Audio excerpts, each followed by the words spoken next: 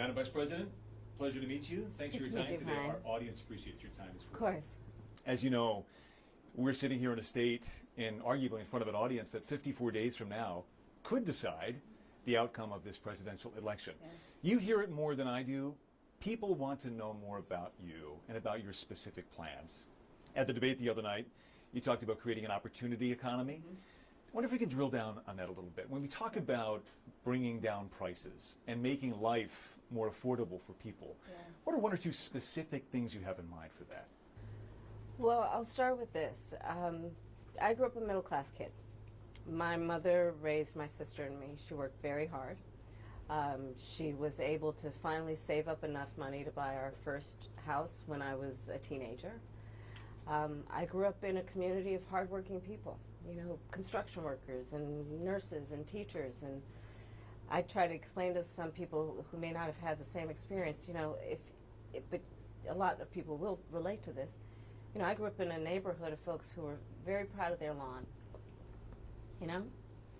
And I was raised to believe and to know that all people deserve dignity. And that we as Americans have a beautiful character. You know, we have ambitions and aspirations and dreams, but not everyone necessarily has access to the resources that can help them fuel those dreams and ambitions. So when I talk about building an opportunity economy, it is very much with the mind of investing in the ambitions and aspirations and the incredible work ethic of the American people, and creating opportunity for people, for example, to start a small business. My mother, you know, worked long hours, and our neighbor helped raise us. We used to call her, I still call her, our second mother. She was a small business owner. I love our small business owners. I learned who they are from my childhood, and she was a community leader. She hired locally. She mentored. Our small businesses are so much a part of the fabric of our communities, not to mention, really, I think, the backbone of America's economy. So my opportunity economy plan includes giving startups a $50,000 tax deduction to start their small business. It used to be $5,000. Nobody can start a small business with $5,000. But investing in people's innovative ideas and giving them the ability to go for it. Opportunity economy means, look, we don't have enough housing in America. We have a housing supply shortage. And what that means, in particular for so many younger Americans, the American dream is elusive. It's just actually not attainable.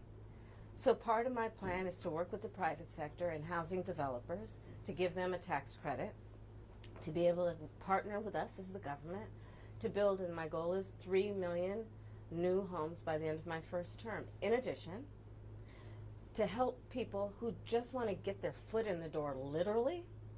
And so giving first-time home buyers a $25,000 down payment assistance to be able to just get in the door, and then they will do the work that they need to do to save and to pay that mortgage and to build wealth for themselves and their family. These are some examples of what I mean when I talk about an opportunity economy, and a lot of it has to do with just the community I was raised in and the people that I admired, who work hard, and deserve to have, their dreams fulfilled because they're prepared to work for it. You talked at the debate and at previous appearances about turning the page on the past. And in fact, here today in Johnstown, you're talking about a new way forward. Yeah. I think some people have a question, given maybe your current role as Vice President of the United States, how different you are from Joe Biden. And so I wonder if there are one or two spots, policy areas or approaches where you would say, I'm a different person. Well, I'm obviously not Joe Biden. And, I offer a new generation of leadership. And so, for example, thinking about developing and creating an opportunity economy where it's about investing in areas that really need a lot of work, and maybe focusing on, again, the aspirations and the dreams, but also just recognizing that at this moment in time, some of the stuff we could take for granted years ago, we can't take for granted anymore. For example, another plan that I have that is a new approach is to expand the child tax credit to $6,000 for young families for the first year of their child's life, because that is obviously a very critical stage of development of a child. And a lot of young parents need the help to buy a car seat or a crib or clothes for their kids. And so my approach is about new ideas, new policies that are directed at the current moment. And also, to be very honest with you, my focus is very much in what we need to do over the next 10, 20 years to catch up to the 21st century around, again, capacity, but also challenges. Crime and public safety are two major issues, right at the forefront of voters' minds, in Philadelphia as well, where crime is a significant issue.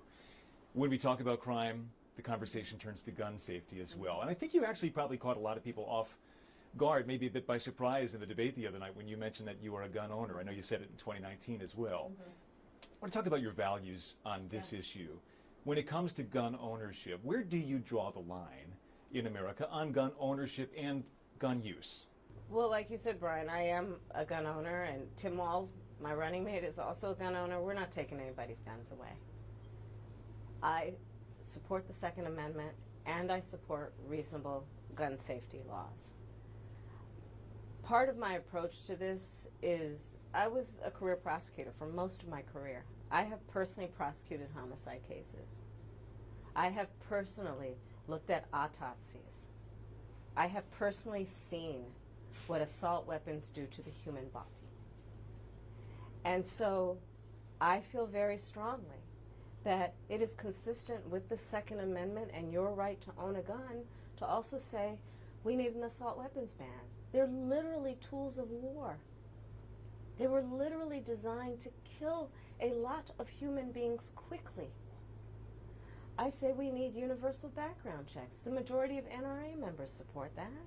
Why? Because it's just reasonable. You just might want to know before someone can buy a lethal weapon if they've been found by a court to be a danger to themselves or others. You just might want to know. Two final questions, if I might. Sure. On the appeal of the man you were running against, as you drove here today, you likely saw a lot of Trump signs. He has an historic appeal in this country. And as you are someone running against him and trying to understand that, I wonder how you distill it. What do you understand his appeal to be? And how do you speak to his voters, or maybe people who just share his values but are open to something else? I, based on experience and a lived experience, no. In my heart, I know, in my soul, I know that the vast majority of us as Americans have so much more in common than what separates us. And I also believe that I am accurate in knowing that most Americans want a leader who brings us together as Americans and not someone who professes to be a leader who is trying to have us point our fingers at each other. I think people are exhausted with that approach, to be honest with you. I think people want a leader who has common sense and tries to find common ground. I'm supported by over 200 Republicans who worked for both Presidents Bush, John McCain, and Mitt Romney. I'm supported by the former Vice President Dick Cheney, former Congress member Liz Cheney. And I think people are more willing now, in light of the hate and division that we see coming out of Donald Trump, to say, hey, let's put country first. And I think that just makes us stronger and more healthy as a country. To say, look, we can all debate our differences around, various policies, but let's stop with the division. Like, enough of that. Let's bring everybody together. And finally, as you introduce yourself to America in a new way, they've heard much of your story at the Democratic National Convention and in that debate earlier this week. If there's one thing that you wish Americans knew about who Kamala Harris is that you don't think they know yet, what would that be? I don't know. I mean, probably it's not very different from anybody watching right now. I love my family. One of my favorite things that I lately have not been able to do is Sunday family dinner. I love to cook. I have incredible friends. My best friend from kindergarten is still my best friend. I think that, I have a career that really, and I said it the other day, as a career prosecutor, I never asked a victim of crime, were they a Republican or a Democrat. The only thing I ever asked them is, are you okay? And I think that's the approach that most Americans want, regardless of who they voted for in the last election, in terms of turning the page and charting the way forward.